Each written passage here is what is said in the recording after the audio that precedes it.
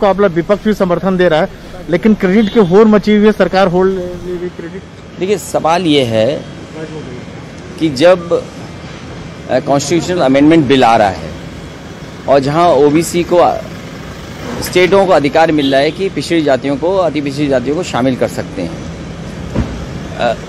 वहीं जो सबसे पुरानी मांग है पिछड़ों की, और ज़्यादातर पॉलिटिकल पार्टी इस बात की मांग कर रहे हैं कि जो कोटा है 50% का, उसकी सीमा बढ़ाई जाए।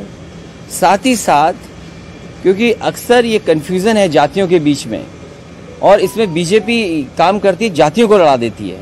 उत्तर प्रदेश में इतने करीब से देखा है कि कभी इन्होंने कहा कि कुर्मी ज़्यादा हैं, कभी कहा कि लोध ज़्यादा है, कभी कहा निषाद ज़्यादा हैं, यादवों की आबादी नहीं है, प्रजापति इतने हैं, राठौर इतने हैं, मल्ला, निषाद, बाथम इतने हैं। तो कम से कम ये जानकारी हो कि कौन जाति कितनी है, आबादी की संख्या पता तो हो। इसलिए हम चाहते हैं कास्ट सेंसस। पिछली बार भी मांग थी सभी पॉलिटिकल पार्टीज़ की, इस बार भी ज़्यादातर पॉलिटिकल पार्टीज़ की मांग है कि कास्ट सेंसस हो जाए और जो 50% है कम से कम उसकी सीमा बढ़ाई जाए। लेकिन कहा यह जा रहा है कि बीजेपी जानबूझकर इस बिल को लेकर आई यूपी में फायदा उठाने के लिए। क्या इसके बहाने लगता है कि योगी जी की नैया पार हो जाएगी? देखिए, भारतीय जनता पार्टी की कोशिश यही रहती है, आज तक उनके जो भी फैसले हुए हैं, नोटबंदी का फैसला हुआ, क्या उससे भ्रष्टाचार खत्म हो गया? क्या नोटबंदी के बाद कालाधन वापस आ गया? क्या जीएसटी लागू हो जाने के बाद, इतने संशोधन हो जाने के बाद क्या व्यापार बढ़ गया? जिस तरीके से कोरोना में लॉकडाउन हुआ, आज तक जितने भी फैसले भारतीय जनता पार्टी ने लिए हैं वो लोगों की और जनता को परेशानी पैदा की है। जहां तक सवाल ओबीसी का है, सबसे ज़्यादा धोखा अगर किसी ने दिया तो भारतीय जनता पार्टी ने दिया। वही भारतीय जनता पार्टी जिन्होंने न जाने कितने चेहरे बनाए थे कि ये पिछड़े होंगे मुख्यमंत्री, ये पिछड़े होंगे, और अंततः किसको मुख्यमंत्री बनाया। और आज उत्तर प्रदेश का जहां तक सवाल है, 69,000 शिक्षक इस बात की मांग कर रहे हैं कि उनके आरक्षण को लेकर के सही तरीके से नियम के तहत उनको नौकरी मिल जाए, आरक्षण लागू हो जाए।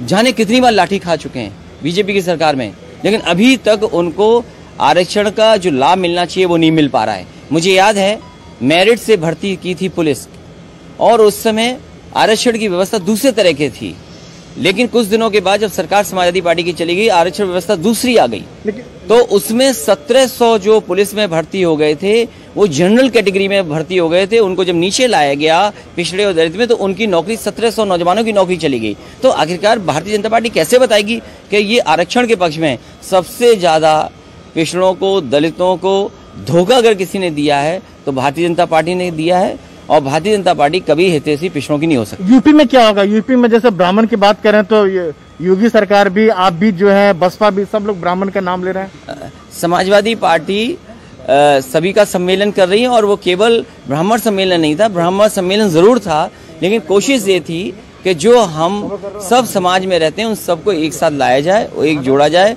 उनके बीच में कहीं किसी तरह की कोई नफरत ना हो। ये हमारा ब्राह्मण सम्मेलन था। एक अंतिम सवाल के, चंद्रशेखर भी, जयंत भी, क्या सब लोग मिलकर आप लोग चुनाव लड़ेंगे और क्या नतीजा रहेंगे? देखिए, अभी कुछ कह पाना मुश्किल है, लेकिन समाजवादी पार्टी का बहुत सारे छोटे दलों के साथ गठबंधन है और आगे भी रहेगा। आपने कहा था कि 400 सीट लाएंगे, तो योगी जी ने कहा था कि सपने देखने का हर किसी को है, लेकिन आप योगी जी ने संख्या क्या बताई थी? योगी जी जाने क्या बता रहे हैं। देखिए, जहां तक भारतीय जनता पार्टी का सवाल है, आज 400 पे सवाल हमसे पूछ रहे हैं, लेकिन ये तो बताएं कि बुलेट ट्रेन यूपी में किस तरफ से आएगी, स्मार्ट सिटी कितने बन गए, और जो उन्होंने अपना घोषणा पत्र में कहा था कि किसानों की आय दोगुनी कर देंगे, वो कब होगी दोगुनी? ये तो अखिलेश यादव जिनका ये कहना है कि बीजेपी कुछ भी दावा करे लेकिन हकीकत कुछ और है। नई दिल्ली से राजीव रंजन, एनडीटीवी इंडिया।